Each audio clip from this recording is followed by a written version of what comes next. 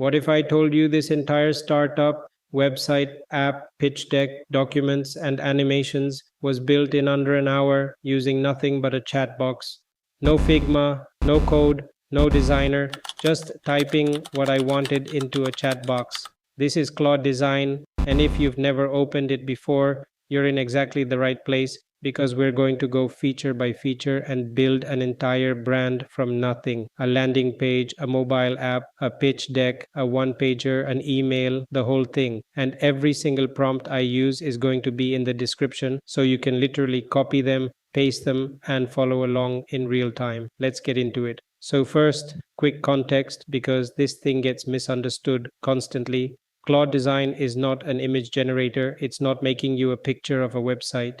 What it's actually doing is writing real front-end code, HTML, CSS, JavaScript, and then rendering it live on a canvas, which is why the prototypes are actually clickable, the animations actually move, and at the end you can export the whole thing as working code. That's the mental model. You talk, it builds, you refine. A couple of housekeeping things before we start. This is available on Pro, Max, Team, and Enterprise plans, web and desktop. There's no mobile app for it yet. And usage-wise, it just draws from the same pool as regular Claude Chat and Claude Code. There's no separate design budget you have to track, but heads up, big projects with lots of iterations will eat through your limits faster than chatting will.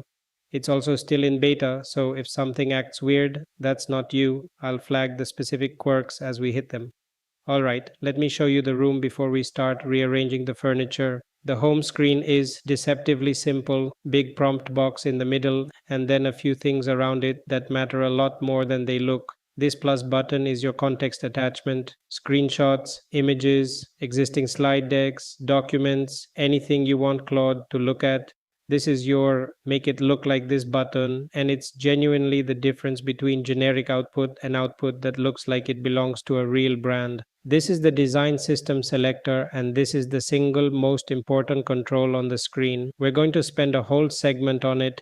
That little angle bracket icon toggles the code view. You can see and edit the actual code behind whatever's on the canvas. Model picker, leave it on the default unless you have a reason not to. And down here, templates, blank, mobile app design, slides, document, wireframe, animation, UI mockups, resume, 3D object, research, HTML email, and color plus type pairing. Now here's the thing nobody tells you. The templates are basically preloaded prompts.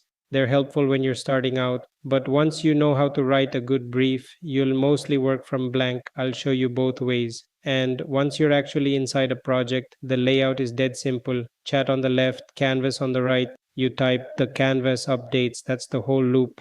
Okay, real talk. This is the segment that separates people who get beautiful output from people who get that generic purple gradient. Every AI website looks the same thing. A design system is your brand's colors, your typography, your components, your spacing rules bundled up so that every project you create automatically inherits them. You set it up once, then everything you build afterward is on brand without you asking. If you're on a team or enterprise plan, whoever set this up probably already did it for you and you can skip ahead. If you're a solo creator or a freelancer, you're building your own, and honestly, this is where the leverage is. You can feed it a code base, a well-designed slide deck, a PDF, brand guidelines, logos, a color palette, screenshots of a site you like, and Claude will pull a reusable system out of it. One source is enough to start, more is better. But we're starting from zero today, so we're going to have Claude invent one.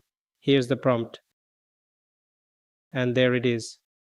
Palette, type scale, components, spacing, all in one sheet. Now watch this, because this is the part that matters. I'm going to publish this as my design system. Every project I make from here on out picks this up automatically. I don't have to paste hex codes into every prompt. I don't have to remind it what font we use. It just knows. Quick pro tip while we're here. If the extraction doesn't feel right the first time, don't fight it in circles. Feed it different source material and try again. And the docs say this, and I'll repeat it. A messy input gives you a messy design system. Garbage in, garbage out still applies, right? Landing page time. This is the one everybody wants to see. Before I paste this, let me tell you the anatomy of a prompt that actually works, because most people write 2 words and then wonder why the output is boring.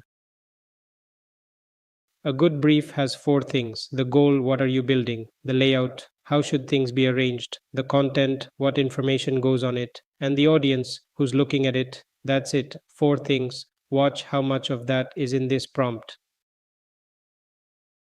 Notice I told it to be responsive and I told it when. Do that up front. Retrofitting responsive behavior after the fact is way more back and forth than just saying it in the brief. And there's the mobile view, nav collapses, card stack, type scales down, all from that one line. Okay, but here's the honest truth about every AI design tool. The first generation is a starting point, it is not the deliverable. All the value is in the iteration, and Claude Design gives you 3 separate ways to iterate, and they're each good at different things. Getting this right is probably the biggest skill jump you'll make. Number 1, chat. Chat is for big structural stuff. New sections, changing the overall feel, reorganizing the page, anything that needs explanation. Number 2, inline comments. You click straight onto a specific element on the canvas and leave a note. This is for small, surgical, component level fixes, and it's way faster than trying to describe where something is in chat. Notice how specific those are. This doesn't look right, gives Claude nothing to work with. Tighten this to 12 pixels, gives it everything.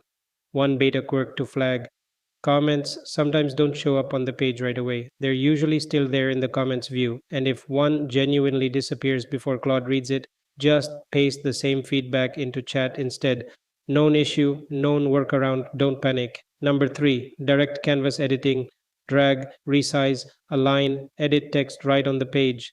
This is your I just want to nudge this tool, no prompting at all. So, the rule of thumb: chat for structure, comments for components, direct edits for pixels. Use the right one and you'll cut your iteration count in half. One more, the tweaks panel, toggle it on and Claude drops contextual sliders and color pickers straight into your design. Spacing, theme color, animation timing, drag them, watch it update live. Great for that last 5% of polish where you don't actually know what you want, you just want to see it move. Alright, section 2 of the build. We've got a website now, let's do the app. And I want to show you the right workflow here because most beginners skip a step and it costs them. You don't jump straight to a pretty mock-up. You wireframe first, get the structure and the flow right in grayscale where nobody's distracted by color, and then you make it beautiful. Structure first, nothing pretty here, and that's the point. Right now, I'm only asking, does this flow make sense? And that's a much easier question to answer without color shouting at me. Decks. We're building a brand launch deck for our fictional skincare company. All the numbers are made up. Please do not take investment advice from a video about moisturizer. Notice what I did there.